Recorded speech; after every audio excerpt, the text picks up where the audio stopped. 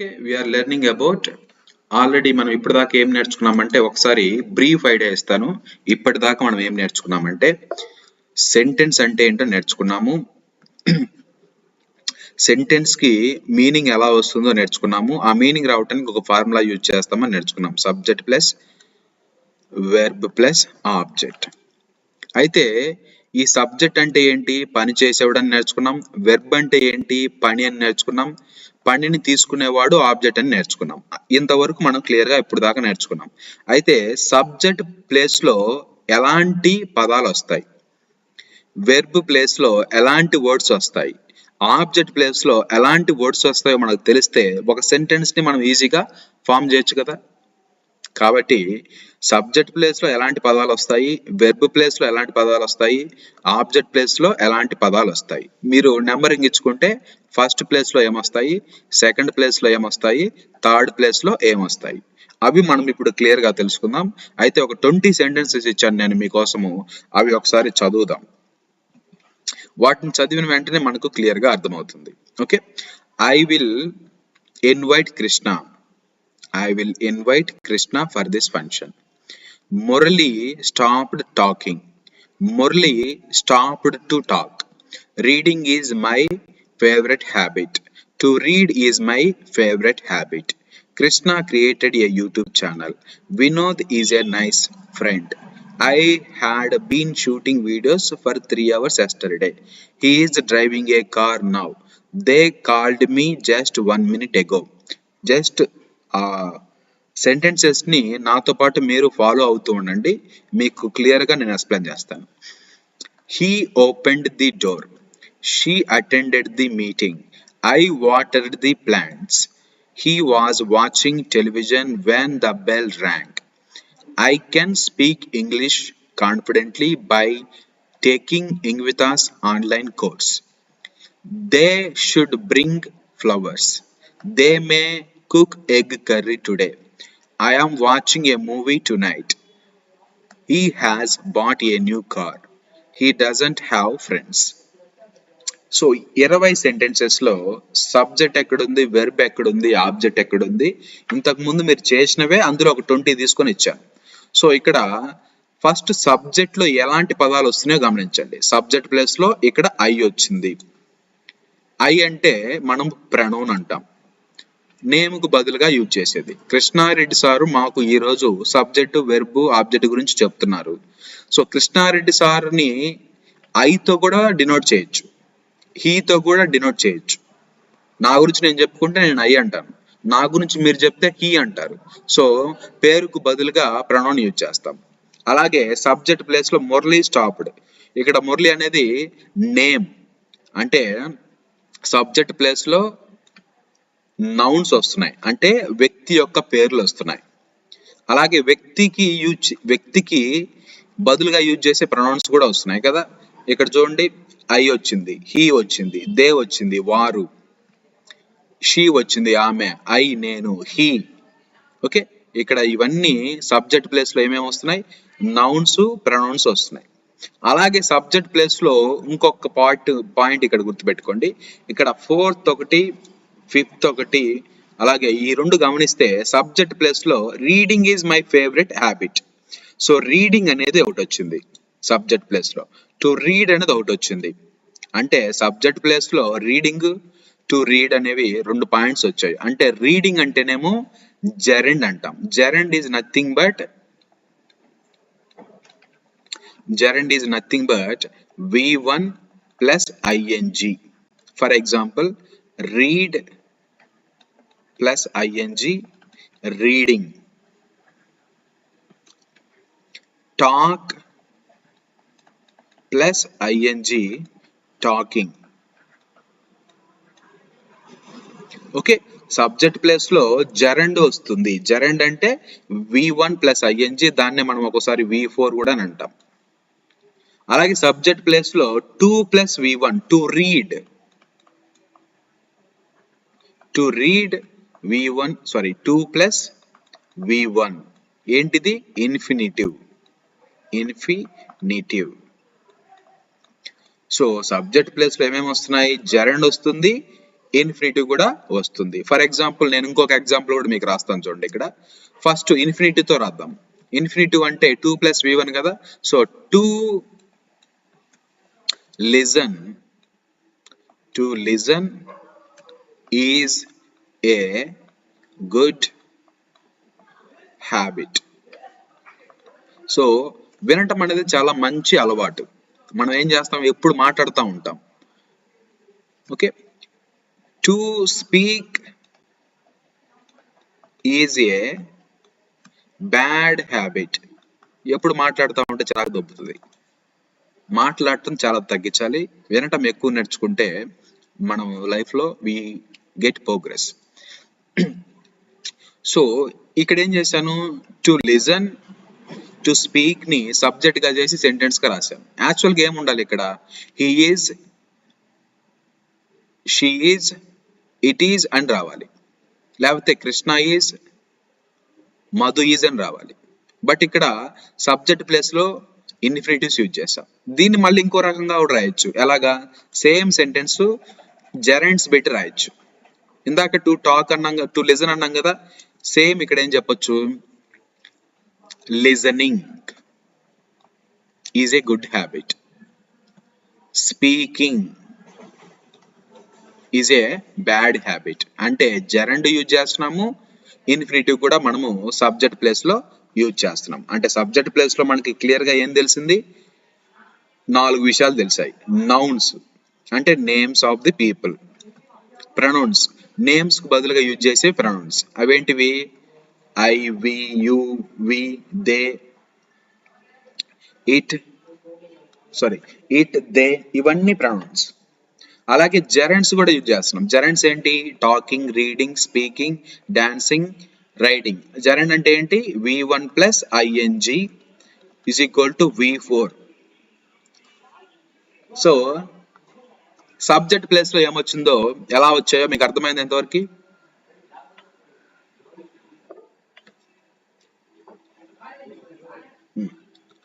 రాజేష్, ఎవరికైనా అర్థం అవ్వలేదా? జెరెండ్ ఇన్ఫినిటివ్ గురించి అమ్మా అందరూ నేను ఒక సెంటెన్స్ చెప్తాను, రాయండి.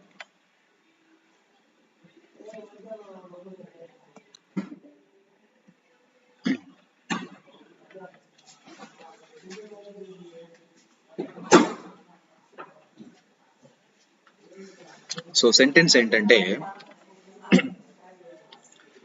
To eat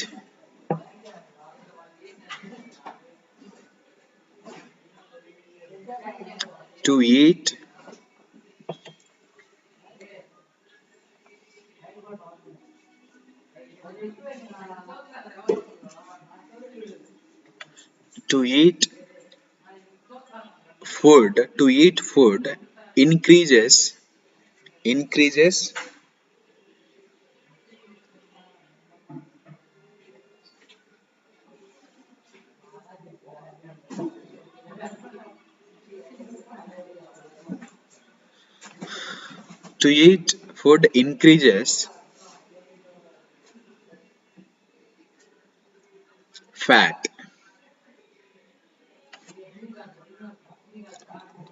To eat food increases fat. అలాగే eating food same, increases fat in body.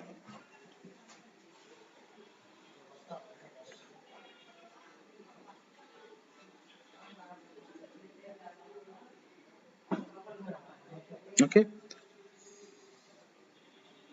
యాక్చువల్గా వీటిని ఎలా రాసుకోవచ్చు మనము, for example, he increases my fat, అతను నా ఫ్యాట్ ని ఇంక్రీజ్ చేశాడు. షీ ఇంక్రీజెస్ మై ఫ్యాట్, ఆమె నా ఫ్యాట్ ని ఇంక్రీజ్ చేసింది అని చెప్పాలి. నేను సబ్జెక్ట్ ప్లేస్ లో హీ, షీ నేమ్స్ కూడా యూజ్ చేయకుండా ఏం యూజ్ చేస్తున్నాను, టు ఈట్, ఈటింగ్, వాటిని కూడా సబ్జెక్ట్ చేసి వాటితో కూడా నేను సెంటెన్స్ రాశాను. మనం యాక్చువల్గా ఏం రాస్తాం నాన్న, సెంటెన్స్ ఎలా రాస్తాం మనం యాక్చువల్గా, he increases my fat levels. ఏదో పెట్టాడు, రోజు స్వీట్స్ తెస్తా ఉన్నాడు, అది తినడం వల్ల నా ఫ్యాట్ ఇంక్రీజ్ అయిందని అతన్ని బ్లేమ్ చేస్తున్నాం. సో ఈ ప్లేస్ లో to eat food increases my fat level, eating food increases my fat level అని కూడా చెప్పొచ్చు.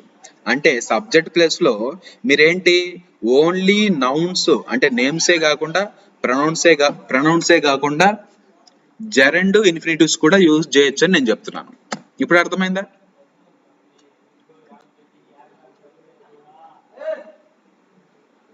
ఇప్పుడు అర్థమైందన్న రేవతి?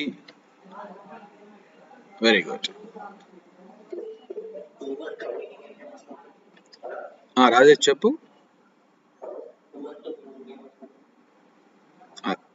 ఒక నిమిషం సుమన్ గారు మీకు ఆన్సర్ చెప్తాను. సుమన్ గారు మీ క్వశ్చన్ ఉందా ఏమన్నా? చెప్పండి. చెప్పండి సార్, వినిపిస్తుంది నాకు.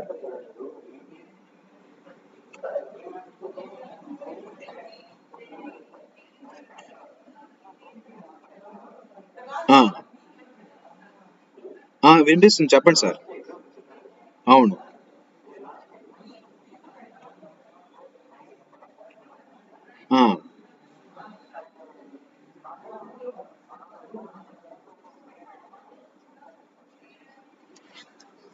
ఒక నిమిషం.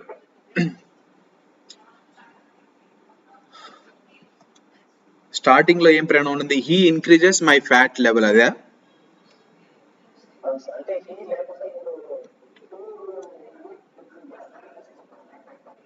అవును.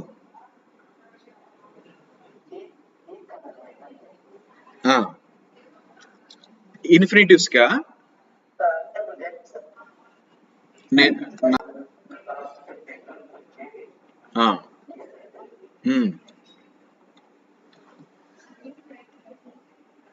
ఒకసారి చూడండి మీరు. సార్ చెప్పండి. వినిపిస్తుంది, చెప్పండి చెప్పండి.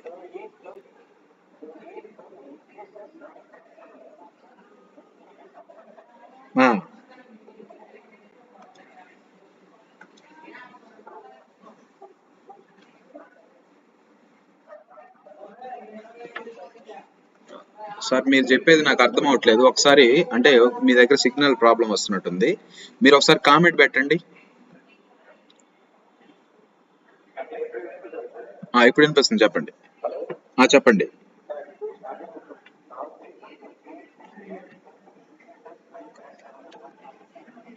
ఓకే. హీతో.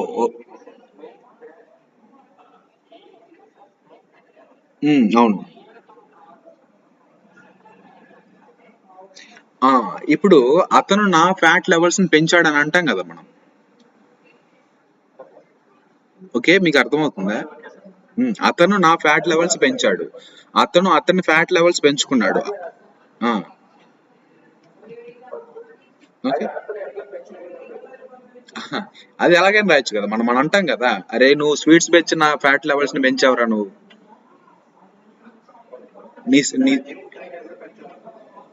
అతను gym trainer increases my fat levels or reduces my fat levels. ఒక్కోసారి మన మామయ్య. ఓకేనా? ఓకే అండి. Mute your self.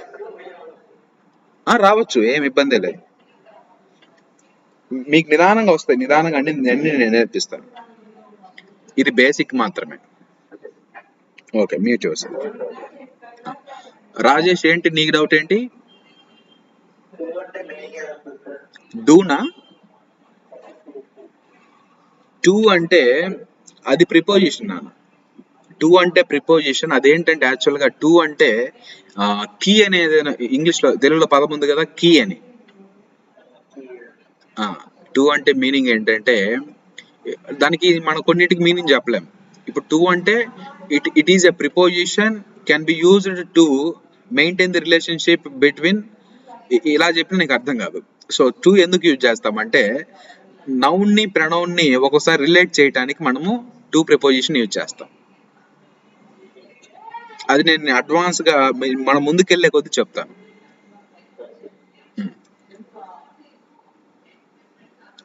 Okay, mute your self. So ఇప్పుడు సబ్జెక్ట్ ప్లేస్ లో ఏమొచ్చాయో తెలిసింది. సో ఆబ్జెక్ట్ ప్లేస్ లో ఏమొస్తాయంటే సబ్జెక్ట్ ప్లేస్ లో ఏమైతే వచ్చాయో అవి ఆబ్జెక్ట్ ప్లేస్ లో వస్తాయి. నౌన్స్ వస్తాయి, ప్రొనౌన్స్ వస్తాయి, జెరెంట్స్ వస్తాయి, ఇన్ఫినిటివ్స్ వస్తాయి. మీరు ఒకసారి చూసుకుంటే ఇక్కడ కృష్ణ, ఇక్కడ ఐ సబ్జెక్ట్, కృష్ణ అనేది ఆబ్జెక్ట్ కదా. సో ఆబ్జెక్ట్ ప్లేస్ లో వ్యక్తి పేరు వచ్చింది. ఇక్కడ ఆబ్జెక్ట్ ప్లేస్ లో ఒక్కోసారి ఇంకా ఏమొస్తున్నాయి చూడండి, ఇక్కడ దే కాల్డ్ మీ ప్రొనౌన్ కూడా వచ్చింది కదా. అలాగే సో ఆబ్జెక్ట్ ప్లేస్ లో మురళి స్టాప్డ్ టాకింగ్, జెరెండ్ కూడా వచ్చింది. మళ్ళీ మురళి స్టాప్డ్ టు టాక్, మళ్ళీ ఇన్ఫినిటివ్ కూడా వచ్చింది. అంటే ఇక్కడ నౌన్ సబ్జెక్ట్ ప్లేస్ లో ఏమైతే వచ్చాయో అవే ఆబ్జెక్ట్ ప్లేస్ లో వస్తాయి. Nouns, pronouns, gerunds, infinitives. కానీ నౌన్స్ మాదిరిగా వస్తాయి. ఇన్ఫినిటివ్స్, జెరెంట్స్ అవి ఎలా ఉన్నాయో అలాగనే వస్తాయి. బట్ ప్రొనౌన్స్ మారుతాయి. ప్రొనౌన్స్ ఎలా మారుతాయి అంటే ఇక్కడ చూడండి, ఐ కాస్త మీ అవుతుంది, వి కాస్త అజ్ అవుతుంది, యు కాస్త యుగానే ఉంటుంది, హిమ్ కాస్త హీ కాస్త హిమ్ అవుతుంది, హర్ కాస్త షీ కాస్త హర్ అవుతుంది, ఇట్ గానే ఉంటుంది, దే కాస్త దెమ్ అవుతుంది. మనం ఎలా రాస్తాం? For example I call he అనం కదా, ఐ కాల్ హిమ్ అని అంటాం. సో సబ్జెక్ట్ ప్లేస్ లో ఆబ్జెక్ట్ ప్లేస్ లో మనకి ప్రొనౌన్స్ మారుతాయి. సబ్జెక్ట్ ప్లేస్ లోనైతేనేమో సబ్జెక్టివ్ కేస్ ప్రొనౌన్స్ ఇవన్నీ, ఆబ్జెక్ట్ లోనైతేనేమో ఆబ్జెక్టివ్ కేస్ ప్రొనౌన్స్ ఇగో మీ నుంచి దెమ్ వరకు యూజ్ చేస్తాం. సో ఇది కూడా అర్థమైందా మీకు? Very good. సో నెక్స్ట్ ఇప్పుడు వెర్బ్ ప్లేస్ లో ఏమొస్తాయో చూడాలి. సో ఇక్కడ చూడండి, ఫస్ట్ ఇన్వైట్ మెయిన్ వెర్బ్ వచ్చింది, స్టాప్డ్ మెయిన్ వెర్బ్ వచ్చింది, థర్డ్ సెంటెన్స్ లో స్టాప్డ్ మెయిన్ వెర్బ్ వచ్చింది, ఫోర్త్ సెంటెన్స్ లో reading is my favourite habit. Is అనేది ఏంటది? Be form. బీ ఫామ్స్ అంటే ఇక్కడ మనకి చూడండి, బీ ఫామ్స్ ని ఏమంటామంటే వెర్బ్ ప్లేస్ లో ఇదిగో is, am, are, was, were, will be, shall be ఇవన్నీ బీ ఫార్మ్స్. సో మనకి వెర్బ్ ప్లేస్ లో మెయిన్ వెర్బ్ వస్తుంది. ఏంటి main verb? Create, shoot, drive, call, invite, stop ఇవన్నీ మెయిన్ వెర్బ్స్. అలాగే వాటికి ఇంకా ఏమొస్తాయి మనకి? Is, am, are, was, were ఇవన్నీ వస్తాయి మనకి. వాటిని బీ ఫార్మ్స్ కూడా అంటాం. సో బీ ఫార్మ్స్ వస్తాయి, మెయిన్ వెర్బ్స్ కూడా మనకు వస్తాయి. ఇంకా ఏమొస్తాయి అంటే వెర్బ్ ప్లేస్ లో ఒకసారి మోడల్ వెర్బ్స్ కూడా వస్తాయి. ఇక్కడ చూడండి 15th చూడండి, ఐ కెన్ స్పీక్. కెన్ అనేది మోడల్ వెర్బ్, స్పీక్ అనేది మెయిన్ వెర్బ్. అలాగే 16th సెంటెన్స్ లో should modal verb, may 17th sentence లో మే అనేది మోడల్ వెర్బ్. అలాగే ఇలాగ మనకి మోడల్ వెర్బ్స్ కూడా వెర్బ్ ప్లేస్ లో వస్తాయి. Can, could, may, might, shall, should, will, would, ought to, have to, has to. Okay, had to కూడా ఉంటుంది. ఇవి జస్ట్ నేను సబ్జెక్ట్ ప్లేస్ లో ఏమొస్తాయి, వెర్బ్ ప్లేస్ లో ఏమొస్తాయి, ఆబ్జెక్ట్ ప్లేస్ లో ఏమొస్తాయి అని చెప్తున్నాను అంతే. వీటి గురించి మళ్ళీ మనం క్లియర్ గా నేర్చుకుంటాం each topic in very detail. Okay, మీకు మాట్లాడటానికి what ever knowledge is needed, A knowledge అయితే మీకు అవసరమో that knowledge I'm providing you. I'm not teaching grammar, I'm teaching some techniques to make correct sentences to become a fluent speaker. That's it. నేను grammar ఇక్కడ చెప్పట్లేదు, మీరు నేర్చుకోవడానికి ఏది అవసరమో ఇంగ్లీష్ మాట్లాడటానికి, that is what I'm telling you. Grammatical గా వెళ్తే వేరే విధంగా చెప్పాల్సి ఉంటుంది. సో అలాగే మనకి ఏమొస్తున్నాయి ఇంకా హ్యావ్ ఫార్మ్స్, డూ ఫార్మ్స్. ఇక్కడ మీరు గమనిస్తే డస్ వచ్చింది. సో డూ ఫార్మ్స్ అంటే ఏం లేదు. ఏంటి? డూ, డస్, డిడ్, డన్, వీటిని డూ ఫార్మ్స్ అంటాం. అలాగే హ్యావ్ ఫార్మ్స్ అంటే హ్యావ్, హ్యాస్, హ్యాడ్, అవన్నీ మనకి సెంటెన్సెస్ లో కనిపిస్తూ ఉంటాయి. హెల్పింగ్ వెబ్స్ గా ఇలాగా మనకి కనిపిస్తూ ఉంటాయి.